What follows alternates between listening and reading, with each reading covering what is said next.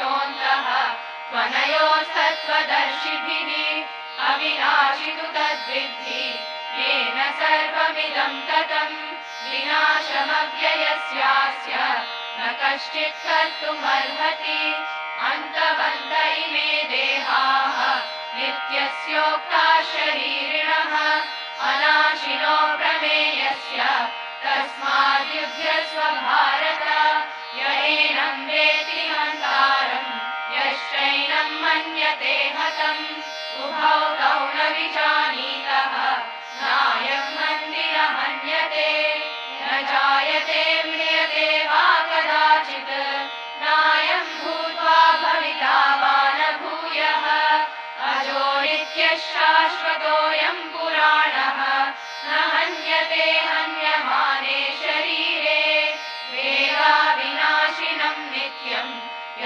एनमजमव्ययम् कथं स पुरुषः पार्थ कं घातयति हन्तिकम् वासांसि जीर्णानि यथा विहाय नवानि गृह्णाति नरोपराणि तथा शरीराणि विहाय जीर्णानि अन्यानि संयाति नवानि देहि नैनं छिन्दन्ति शस्त्राणि नैनं दहति पावकः न चैनं क्लेदयन्त्यापः न शोषयति मारुतः अच्छेद्योऽयमदाह्योऽयम् अक्लेद्यो शोष एव च नित्यः सर्वगतस्थाणुः अचलोऽयं सनातनः अव्यक्तोऽयमचिन्त्योऽयम् अविकार्योऽयमुच्यते तस्मादेवं विदित्वैनं नानुशोचितुमर्हसि अथ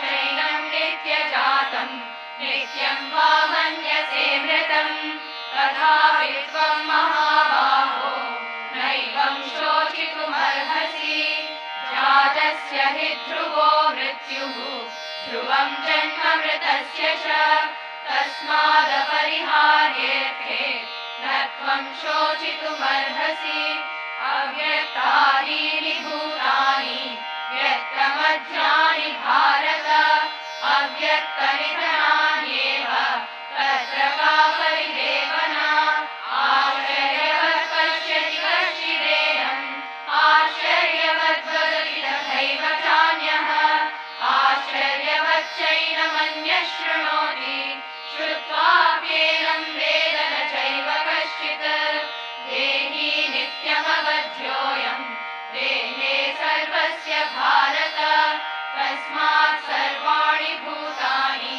न त्वं शोचितुमर्हसि स्वधर्ममपि चावेक्ष्य न विकम्पितुमर्हसि धर्म्याद्वियुद्धात् श्रेयो यत् क्षत्रियस्य न विद्यते यदक्षयाचोपपन्नं स्वर्गद्वारमपावृतम् सुखिनः क्षत्रियाः पार्थ लभन्ते युद्धमीदृशम् अथ चेत्त्वमिमं धर्म्यं सङ्ग्रामं न करिष्यसि ततः स्वधर्मं कीर्तिं च हित्वा पापमवाप्स्यसि अकीर्तिं चापि भूतानि कथयिष्यन्ति ते व्ययाम् सम्भावितस्य चाकीर्तिः मरणादतिरिच्यते भयाद्रणादु परतं मंस्यन्ते त्वां महारथाः येषां च त्वं बहुमतः भूत्वा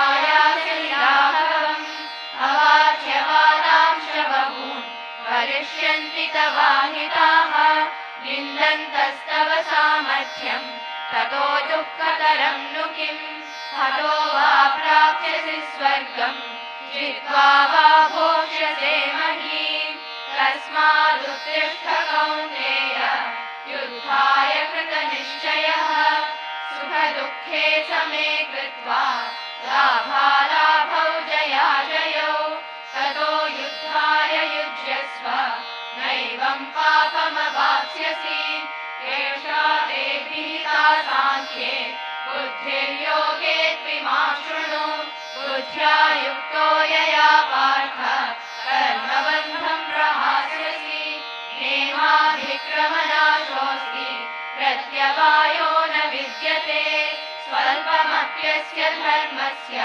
त्रायते महतो भयात् व्यवसायात्मिका बुद्धिः एकेह कुरु नन्दन बहुशाखा ह्यनन्ताश्च बुद्धयो व्यवसायिनाम् यामिमां पुष्पितां वाचं प्रवदन्त्यविपश्चितः वेदवादरताः पार्थ नान्यदस्तीति वादिनः कामात्मानः स्वर्गपराः जन्मकर्मफलप्रदां क्रियाविशेषबहुलां भोगैश्वर्यगतिं प्रति भोगैश्वर्यप्रसक्तानां तयापहृतचेतसां व्यवसायात्मिका बुद्धिः समाधौ न विधीयते त्रैगुण्यविषया वेदाः निस्त्रैगुण्यो भवार्जुन निर्द्वन्द्वो नित्यसत्त्वस्थः निर्योगक्षेम आत्मवान् यावानर्थ उदपाने सर्वतः संप्लुतोदके तावान् सर्वेषु वेदेषु ब्राह्मणस्य विजानतः कर्मण्य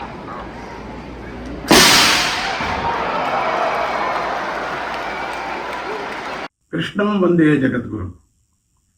ఈ 50వ సంవత్సరం దీన్ని గోల్డెన్ జూబిలీ అని అంటాం కదా, ఇది స్వర్ణ యాత్ర అని కూడా పిలుస్తున్నాం.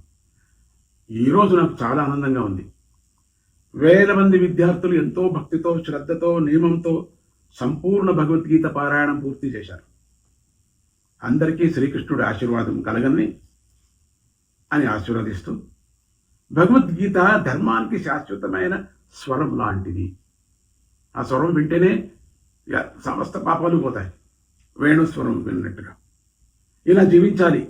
ఎలా జీవించాలి, ఎట్లా జీవించాలి, ఎట్లా బ్రతకాలి, ఎట్లా ఆలోచన చేయాలి, ఎలా సేవ చేయాలి, కష్టాలను ఎలా ఎదుర్కోవాలి, మనస్సును ఎలా ప్రశాంతంగా ఉంచుకోవాలి, ఇవన్నీ గీత మనకు నేర్పిస్తుంది.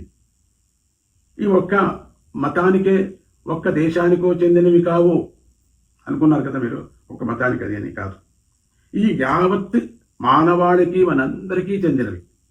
సనాతన ధర్మం మనకు ప్రతి మనిషిని గౌరవించడం నేర్పుతుంది, ప్రతి సంస్కృతిని గౌరవించడం నేర్పుతుంది, ప్రతి దేశాన్ని ప్రేమించడం నేర్పుతూ ఉన్నది.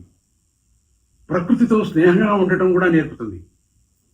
కోరికలు లేకుండా సేవ చేయడము నేర్పుతుంది. ప్రతి జీవిలో దైవాన్ని చూడడం నేర్పుతుంది. వసుదైవ కుటుంబకం అంటే ఈ ప్రపంచమంతా ఒకే కుటుంబం. అది ఒక నినాదం కాదు, అది జీవించే విధానం. ప్రపంచమంతా శాంతిగా ఉండాలని, ప్రతి కుటుంబము సుఖ శాంతులతో వర్ధిల్లాలని ప్రార్థించడానికే మనమంతా ఇవాళ ఇక్కడ చేరుకుని ఏకకంఠంతో గీతాపారాయణం చేశాం. మనకు ఆశ్రయం ఇచ్చిన ఈ అమెరికా, ఈ దేశానికి మనం ఎప్పుడూ థ్యాంక్ఫుల్గా ఉండాలి. ఈ దేశం శాంతితో, సమృద్ధితో, స్వేచ్ఛతో ఎల్లప్పుడూ అభివృద్ధి చెందాలని ప్రార్థిస్తూ ఉండండి. ప్రపంచంలోని ప్రతి దేశం పరస్పర గౌరవంతో, స్నేహభావంతో, సహకారంతో వర్ధిల్లాలని కోరుకుందాం. మన హృదయాల్లో ప్రేమ, మనస్సులో జ్ఞానం, ఆ కుటుంబాలలో ఐక్యమత్యం పెరగాలి. సమాజంలో ధర్మం నిలవాలి. భగవద్గీత సందేశం మనందరినీ శాంతికి, సేవకు, కరుణకు, మానవత్వానికి సాధనలుగా మార్చాలి. ప్రతి ఇంటిలో శాంతి ఉండాలి, ప్రతి హృదయంలో శాంతి ఉండాలి, ప్రపంచమంతా శాంతిమయంగా ఉండాలి. లోకాః సమస్తాః సుఖినో భవంతు. ఓం శాంతి శాంతి శాంతి. God bless America, God bless India, God bless the world. జై గురుదత్త, శ్రీ గురుదత్త.